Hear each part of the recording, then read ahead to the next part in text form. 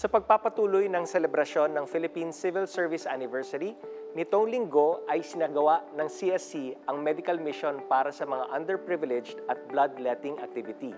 Nagpapasalamat kami sa lahat ng mga nakilahok sa mga activities na ito. Panoorin po natin ang mga naging kaganapan.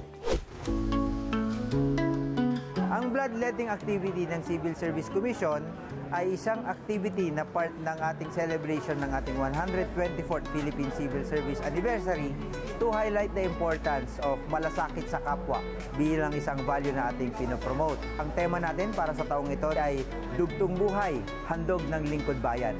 Ating hinimok ang lahat ng mga taong gobyerno na magbahagi ng kanilang dugo. Ito ay isang selfless act na maaari natin gawin at ito rin ay simbolo na sineselebrate natin at thankful tayo sa alay na buhay sa atin. Unang-una sa lahat, nagpapasalamat ako ng maraming sa ating mga donors ngayon dito sa Central Office, sa DENR at pati na rin sa mga regional offices ng CSC. Salamat din sa ating partner, Department of Health, Philippine Blood Center at ang Dr. Jose N. Rodriguez Memorial Hospital and Sanitarium. Napakalaking tulong po ang blood donation na ginawa ng ating mga lingkod bayani upang maparami ang ating blood reserves na pwedeng magamit ng mga nangangailangan ng dugo. Masaya po kasi nung bata po, isa rin po ako sa mga nangangailangan ng dugo.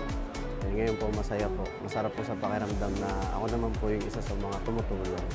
At alam ko pong yung dugo na na-donate po is makakatulong din po para makapagdugtong po ng buhay sa kababayan po natin, Pilipino.